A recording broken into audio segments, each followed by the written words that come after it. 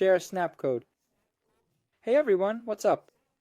Leonardo Paiva here with another video. In this updated video, I'll show you how to share your Snapcode with friends.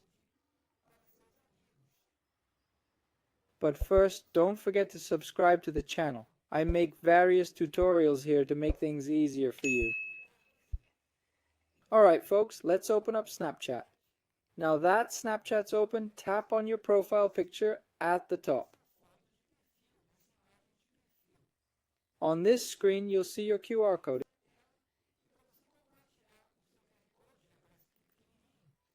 It's small, so just tap on it. Here's my Snapcode, and below are some options. Guys, I can share this, save it, share my profile link, send username, or change selfie. Let's do this. Share Snapcode is the first option. You'll choose an option to share your Snapcode.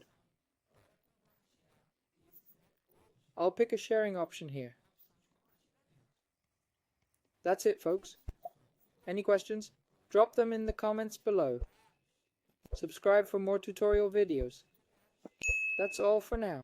Take care and God bless.